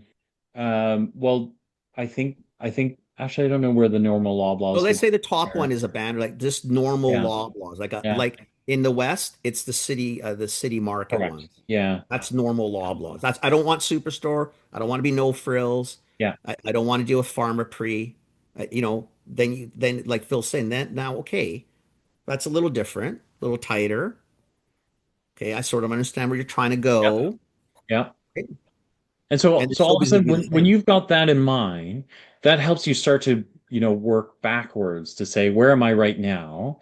If I'm going to get into Loblaws, the, kind of premium and not any of the discounts, what does my end state look like, right? So if I'm in farmers markets and I'm call it $25 for a unit, then what would the Loblaws pricing be? Would it be 25 bucks, right? Like, so if that's what it is, then I got to work backwards to make sure that everything fits into my cogs, right? So that one day I can land in a Loblaws and be okay, right? Right. Because part of the problem is you go to farmers markets and you're like, I'm 25 bucks, right? And then you do the math and you go, I can't be 25 bucks if I'm going to be in Loblaws. I actually need to be 29. Well, it's too late for that, right? So these sort of things is where you really, this would be the number one like COGS reduction approach, right? Is you really start to think you have to take a moment to dream big, and whether that's 3 or 5 years from now, or 3 years, or 2 years, or 18 months, you have to go, I want to be in the premium stores. I want to be in a Fortino's. I want to be in Loblaws Premium. That means that price point needs to be X, which means my COGS needs to look like this, right? Everybody else in between, you'll have room for, Yeah. right? So these are things that you have to think about. Now, if you're Okay. looking for specific, it's difficult without knowing what you're doing. If you have a product that's, um, let's say it's fair trade, organic, etc., your COGS are definitely going to be higher than a conventional product, no matter what you do. Perhaps you could save on packaging. Maybe it's, on your first iterations, maybe it's not compostable. Maybe it's just something that is not great for the environment, but is not as bad as other things. The trap that a lot of people get into with COGS, and this is why I always really try to dance around those direct questions. Best way to reduce COGS is quantity. So when I get to 1 million bottles, I've sold 10, by the way, but when I get to the million, all my COGS will be great. But I understand that, but you're at But 10. today is 10 today. to a So, million is a big gap. yeah. Now, if you've got runway, back to cash and cash flow, if you've got runway, like you've got money and you are not panicked about money, you could buy longer inventory. So if I buy 100 bags, it's $1 a bag. If I buy 10,000 bags, it's 20 cents a bag, COGS reduction. If I buy, we did it for our tea company. We can buy sugar, by a metric ton, and it's, let's say, $1.95, or we found a deal and we bought 9 metric tons at $1.45. Now the problem is I'm sitting on 9 metric tons. Am I okay with that? I am. Are you? I don't know. But that's a reduction in COGS for me, even when I build in the holding costs, because it's going to take me 6 or 8 months or whatever it is to burn through this. But you know what I mean? So when you're asking things like that, it's difficult for us because it'll be typically the more you buy, in theory, the better the COGS should be. Up front, I think it's more of, listen, you don't need to save, okay, no, and take this with a grain of salt. You don't need to save the planet on the first iteration. Like sometimes when we go to the extremes and want to have it as clean as possible and you want to be brick and all that, those are all costs, and there's nothing wrong with that. If that's your goal, light it up, baby, don't care. But they're all costly relative to competitors who may be taking a more conventional approach. And I don't, it's not good or bad, it's just sort of the things you have to think about. I know that probably didn't answer it great, but that's the best you're going to get out of me. Okay, last thing we want to leave you with. And this is important because when you get to national, national is national, right? So, in the scheme of things, when you look at the folks that are big in the regional, where they fit in the larger national scheme of things is on the smaller side. And so there are a few things that we want you to take away from this side. One is every retailer is an iceberg, but what you want to do is make sure that the icebergs are all scaled accordingly. Meaning, if Loblaws is going to be your biggest partner, all of the costs that so all those favors, coupons, anything that you run, what we talked about in program, if Loblaws is your largest customer, then what you spend at Loblaws should be and what you make and what you spend should be the largest iceberg in your chain of icebergs, right? And so if Loblaws is, kind of enormous, where does Georgia, Maine fit in the scheme of things, right? And the ratios should be the same. Okay, so that's really important in this. That's what this kind of shows you a little bit more of is we all know that when you're regional, like a Georgia, Maine could be a very large part of your business. When you go national, they get progressively smaller, right? Because of the scale of folks in this. You just want to make sure that if you're spending the lights out at Georgia, Maine, that's when you start asking questions like, I'm spending the lights out to make sure this thing stays alive and is growing at Georgia, Maine. Can I afford to do that if my Loblaws iceberg is significantly larger, right? So when you start kind of going national, these are things that you think about all the time.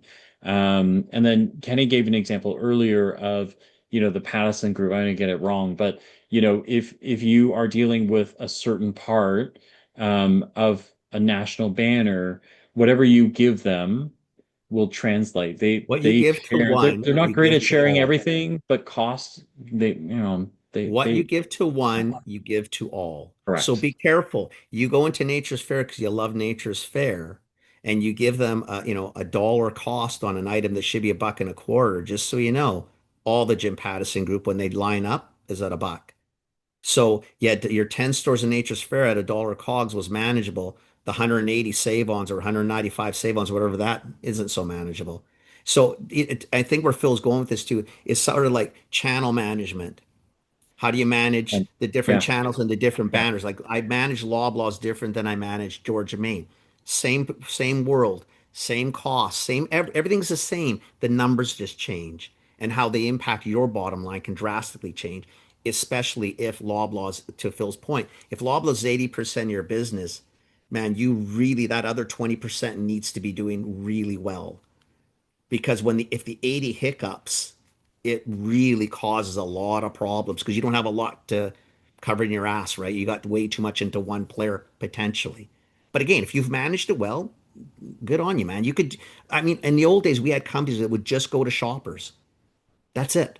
They would just do Shoppers National. They didn't have anybody else and they didn't care and they did great business. I would give an example all the time. There was a bandage guy in the States that I met 25 years ago, made really ugly, shitty bandages, characters, nothing licensed, only sold to Walmart and made millions, not sales, made Yeah. millions. Yeah. Right? Again, it's doable, but that person had a very narrow path, knew exactly what he was doing and where he wanted to be. But you know, We should go to similar. questions, Phil. Otherwise, you and I will talk for 3 days here, right? Yeah, I know I'll I just will. round this out with one last thing. So in the same vein is, what big companies do a lot of is, when Kenny was so when I was sales strategy on, feminine hygiene is a great category, right? So when I ran sales strategy and Kenny was the buyer there, I'd go and talk to Kenny. Hey, Kenny, I want to run some programs. I want to do some things. But in my brain, there's an allowance that I can use money to spend at Kenny because London Drugs was say 10% of the Johnson and Johnson business. So I would have 10% of my spend, the money that I could spend, I would spend it with Kenny. And I was careful to spend that, right? Because if I all of a sudden spent 18% of my spend on Kenny, what happens when I get to a Loblaws or Shoppers Drug? Like Loblaws was clearly the biggest part of our business, right? Like all of a sudden I'm worried about what I'm spending because it's a little bit out of balance, right? So your cost of goods has to include all of those things. This is Yeah, why we say you have to figure out how to pay for those things out of your regional budget because when you get to the national business, there are chains here. If you look at too late. this slide, for example, there's so many banners that Yeah, we it's too would late. all drool to be in. right? I talk about it a lot because I'm in Ontario. I love the Longo's branch of this business. But if you go into Longo's and you offer them the world, oh my gosh, are you in trouble when Safeway shows up or Farm Boy or the regular Or Sobeys Thrifties who you were making money or on in the Loblaw, West now right? matches. Correct. All of a sudden they go, why? Well, you gave them that, so I want that too, right? So all of those things are incredibly important. Just those things kind of help you start to figure out what this thing means. So So with again, that, you end we're it there. So the hmm, number one takeaway, hmm. day one, think about day 365 and plan day one around the end because it'll make the trip through so much easier. That's it. Okay. So we're gonna stop there. Is Chelsea, is Don't there a talk too much. process or do we just Well, I want to give everyone just maybe a couple seconds to digest, think about some good questions to put in the Q&A box. I know we were getting quite a bit come through as you were going. Hmm. That was a lot of really great, very applicable content. I know a few things that really stood out to me were starting with the end in mind, deciding where you want to be, knowing the real numbers because retail is very different from markets and friends. And so accounting for everything below the iceberg, which I really love that metaphor, found it very, yeah, useful and applicable across everything. Thinking like a buyer, profit is king. And then, of course, yeah, being strategic about opportunities because not every favor or every special deal does have a cost. So, yeah, I learned quite a bit. Again, if there's any questions, you can put it in. One thing that I had, or a question that came up for me, is sort of when you're talking about working with buyers and checking all the right boxes, like driving profit, building the basket, and so forth, and what role persistent plays in sort of standing out to a buyer.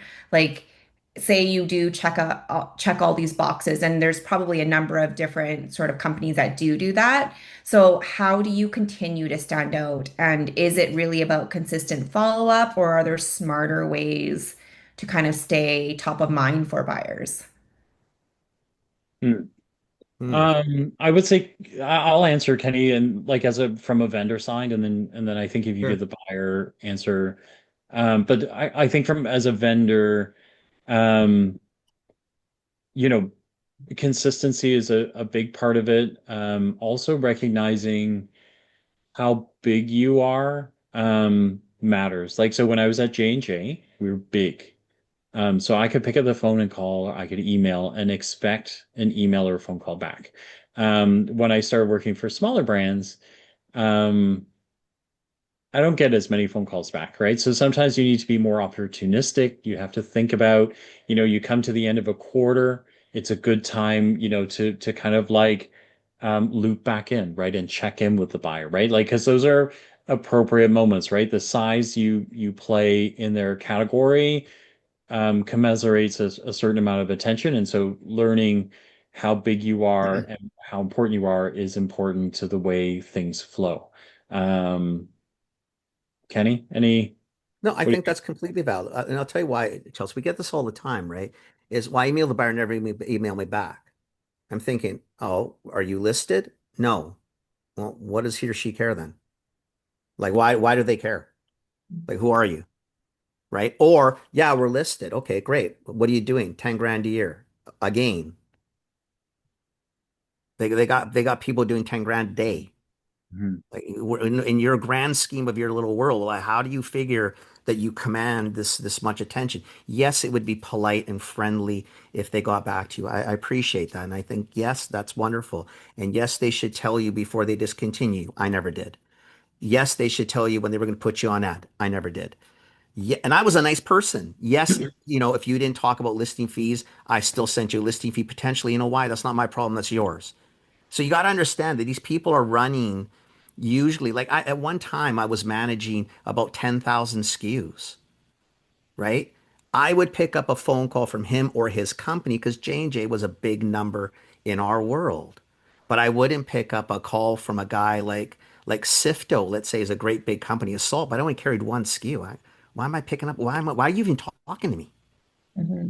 Like Hmm. it's one SKU. Like what do I care? I'm making 50 points. I'm selling it. Okay, move on. If you're getting POs, like leave me alone. And if you're the next guy, the competitor Sifto, like really? Well, how many salts do I need? I'm a drugstore. Do you know what I mean? But that's understanding me and my company and what we're trying to do. So it's really tapping into, again, I think ultimately it comes down to you need to learn to ask a lot of questions and do a lot of listening. And you're not going to get to buyers in their habitat. You catch them at a show. You catch someone, let's say, Phil worked for J&J and you want to learn about how J&J talks to them. You grab people. Like, you know what? Networking is like so big. How, Hmm. hey, Chelsea, I know you're good friends with Mike Vargas. How do you deal with them? Like, what's my angle? As opposing phoning Mike and Mike saying, who are you? Like again, why are you wasting my time? And not Mike would do. Mike's a nice guy. He's nicer than I am. But you know what I mean? It's kind of trying to, you got to really know who you're up against and what you're trying to do and understand that, do they really care? Hmm. And these are lovely people. Loblaws people are nice people. They're all great people. But there's so much crap going on. You're not going to get hugs and kisses and, hand holding all day. It just doesn't work. And once you get the foot in the door, I think you guys talked about as well, building that trust with them. And That's the trick. Not yeah. wasting my time. Don't ask me how my sales are. Like, you tell me what your sales are doing. How are you doing? Hey, Chelsea, just so you know, I've been doing these programs with Save On Food Group out west. This is what I've been doing. Do you think we could try something like that with the Fortinos group? Let's pretend they're the same. You know what I mean? Now you're coming to me as I'm the buyer thinking, well, that's kind of interesting. Well, shit, I never even thought of that. So, like, do That's you think actually, it'll help us grow? Do you think it'll turn profits? Yeah, yeah. does this, this, and this. Okay, well, you're a solution to my problems. I'm liking you now. When you run regional programs, that is something that does happen a lot, right? Is you notice things, right? You notice that, hey, you know what? You know, I notice that like when I run $2 off or we alternate through a set of, discounts, the category picks up. More people are in the store, more people are looking, they're asking questions, things like that. And so all of a sudden you kind of like realize, hey, you know what? Like when I get to the national level, maybe that's something I can give the buyer that they don't know, right? In this category Right. is when you run my demos, what you should do is have me on sale and everybody else on sale at the same time Yeah. because it drives a ton of people into the category, right? Like there are things in there that when the buyer comes around and you're able to volunteer those things, it is helpful because it allows them to understand, hey, you know what? Like this person actually understands the category. They understand what the behaviors are. How do at some point somebody shows me something new and I've got to pick up the phone and figure out, is this something I actually want to run? Guess what? I'm calling people that I think understand the category. I think you're just helping that. Like, if I do Yeah. it, let's say I do a tea demo in a store, right? And I want to add a milk alternative to it. Why bring in an oat milk to the store that they don't carry, as opposed to asking the buyer, say, listen, I'm going to do the demo. I want to use an oat milk that you guys carry. Which brand would you Yeah. suggest? Like, which brand do you really like? Yeah. Let's see if I could put some extra things in the basket. If they buy my tea and they like it, hey, they might buy the oat milk. And by the way, if you got a sugar sub that maybe is kind of cool, not that I need sugar in my tea, but do you know what I mean? Like, you start asking those things where the buyer's thinking, wow, Chelsea was pretty good on that one. Like, she's really trying to, help me grow Well, now I'm my selling for overall, but I'm something I kind of think that I liking her. didn't Like, think I this is was going to person, sell, right? yeah, So this yeah, is this is kind of a yeah, friend. I'm yeah, I'm kind of liking her, as opposed yeah. to like you're always on the ask because Hmm. you're again then you've missed the whole. It's so bad to say, but you missed the whole premise. It's not about you, it's about me, and you got to get that in. And it's so bad because it is, but that is the game. You need to understand that. How are Yeah. you helping me? Hmm. Me. Um, another really good question that might be helpful for some of the people on the call is, going back to the metaphor of the icebergs and then the kayakers versus the ship. So let's just say a lot of people on this call are a kayaker. Yeah. You gave a lot of really good insights to go from a kayaker to a ship, but what would you say is a critical number one first step? Is it the numbers? Is it knowing, yeah, like the cogs and the real numbers there? Yeah. To me, it's establishing that at the beginning. when you establish, when you know your cogs, and you need to know your cogs, like really know your cogs and what cogs is, right? So you're adding all the right stuff into it, so you're not making a fictitious number. You really know your cogs, and you set a retail for the end, and don't spend your money. You're looking at who is this for? Does this consumer, are they willing to spend this?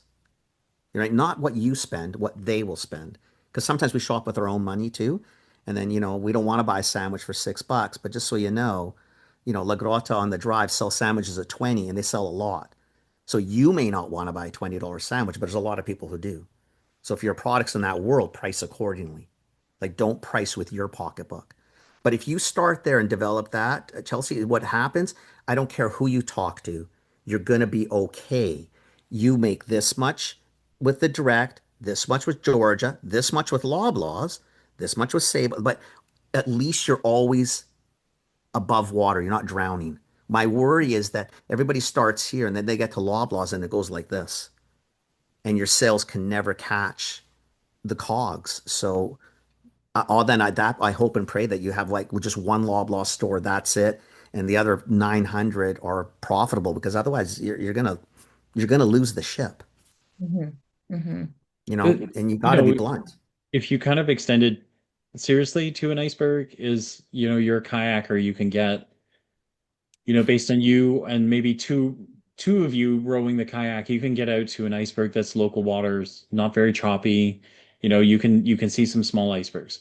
You want to see the big ones that are floating by, you need more people on the ship. So if you don't know what you could potentially have in your coffers, you have no idea how big of a ship you can get to. You don't know how many people you could have on it. That stops you from figuring out, like not knowing what kind of money you have to buy a bigger ship means you don't know what crew you need, means you don't know what skills you need, which means you are now buying something without knowing what you need at all, You don't even right? know if So all of a sudden is you the ship find gonna yourself at float? sea, you hired a bunch of sailors who know like sails and sailboating, but you're in a powerboat and you got no gas, right? Like those are actual real things that happen to brands. So you really do like knowing your numbers and being as real as you can.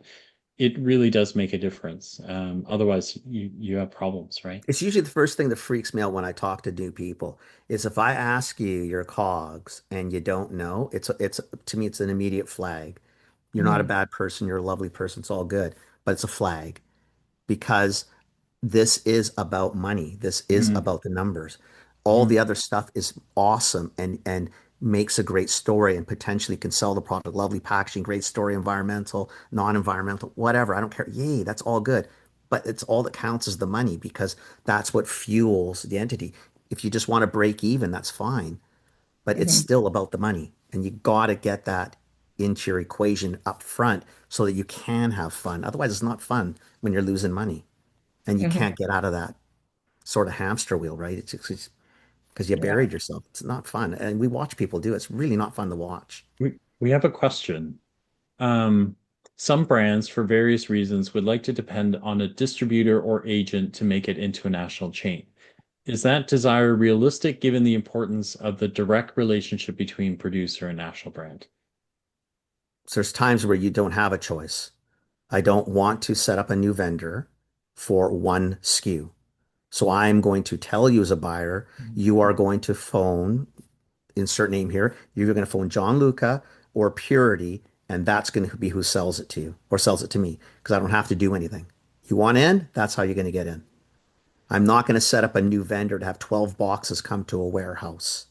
Well, that example of $10,000 a year, a, a buyer would not want to Why, touch. why don't Yeah, I'm yeah, not going to see you. yeah. If you're with a distributor or a broker, I'm not saying you have to use it. You can do whatever you want. I always build in everybody. And I use distributors because I don't have time to go visit all these places and I don't want to. And I want someone out there moving my boxes because I don't want to do that. But that's my choice. And I make a cognizant, very calculated decision and I build it in. And there's times where when I was at London, you came to me and said, "Yeah, I've got a box of salt I'd like to sell direct." I look at you, think, "Well, yeah, what I'm going to do? I need a pallet. I'm not ordering a layer. I'm not going to order 12 boxes. Send me a pallet. Well, I don't have a pallet. Well, what are you doing here? Or how often are you going to order? Well, once a year. Like, you So know what I mean? Or whatever it is. I don't want to have another AR point. I don't want to have to deal with collecting money or paying money. I want it simple. And when a so distributor comes to see me with 12 lines, that is a much more efficient use of my time as a buyer than, Chelsea coming and saying, I've got a box of salt. Well, I'm happy for you. Unless we're I think selling, if I a flip the truckload of question the other money, way, not interested. if I flip the question the other way, and if I'm a little brand and I do want to push on, or I want to lean on a distributor or agent to get me, I think it may be the most efficient way for you to get into a relationship with a big chain as well. Because again, buyer, lots of things to do. If that example that kind of gave around someone who's got 14, 15 brands that they want to show you at the same time, that is efficient for a buyer to do, Oh, right? So 100%. you can and sometimes it's very advisable because, short of lying down in front of, a buyer's car, which I don't suggest, but sometimes it's really difficult to get their Yeah. attention, particularly when you're small. Yeah. Now, if your end goal, so what we talked about is starting at the end and working backwards, if your end goal is to be a national brand where you were in all the big brand names, Sobeys, Loblaws, Metro. At some point, you will have to outgrow or outlearn your distributor or your agent. That is the natural order of things.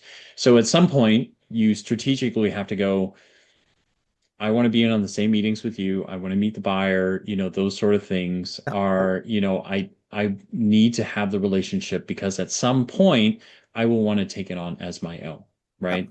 And so that is something that you'll have to think about in the bigger scheme of things is when is it strategically right for me to switch over and do this on my own without without There's those sort also of points, Phil, where I might come to. I'll give you a live example. I used to hmm buy stash tea from ID Foods, hmm right?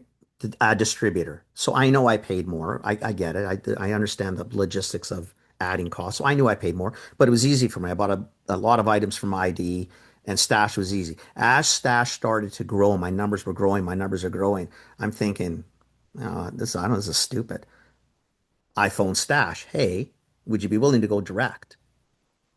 Because I know you're because now the giving relationship ID 20, 25 points, and I know you're not going to give it to me because I'm not a distributor. But if I can save 15 and go direct with you, because you are now of a size that makes sense to me, again, the me, makes sense to me, we should do a direct relationship here because I know I can save some pennies and, it's much more efficient for both of us. But you got to work to that.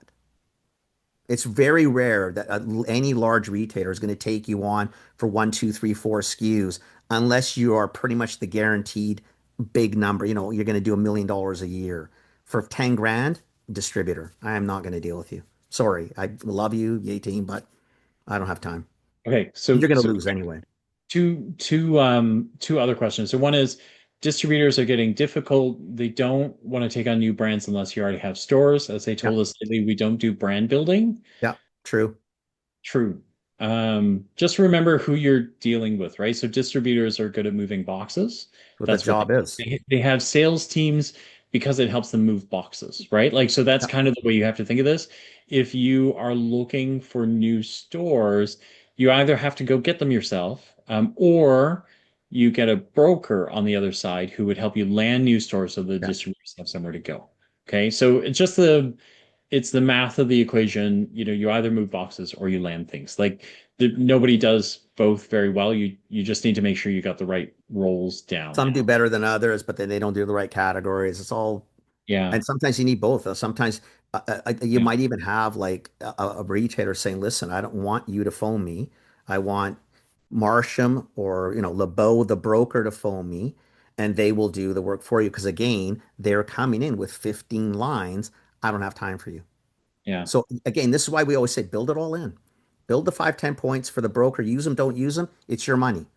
You made money then. If you don't use it, you don't spend it, you built it yeah. in. That's profit, man. You don't use a distributor and you built the 25 in, guess what? That's 25 for you. But whatever. I don't build it all in. I think I think that's all the questions. I thought I Yeah, saw one, but I perfect didn't see one. timing. We have 1 minute to spare. So I just want to really thank you both for sharing your experience and your wisdom. And I Hopefully know it helped. Very helpful. There is a quick poll that would have just popped up on your screen. So if yeah, you could take the time to fill it, that would be again be really helpful to us. Just a reminder, I know it's probably been plugged in the chat, but we are here to support you in this journey. So if you are just at the beginning stage, you are one of those that maybe don't know your cogs, we are there from start to finish. So we do have Phil and Kenny as part of our technical specialist pilot, as well as our whole roster of export advisors in your region. So I, again, will send a follow-up email with my contact details as well as Phil and Kenny's if you do have Sure. any questions. But thank you so much for spending your morning with us and Yeah, best of thanks, luck guys. growing your Yeah. business. Thank you very If you do much. see us at shows, we're relatively accessible. Yep. I'm a little nicer than Phil, so if you're gonna see the two of us, you might want to come to me first, but Make sure he's had a coffee first, and then you'll be fine. Thank you guys. Have a good rest of your day. Right? Thank you. Bye, thanks, guys. guys.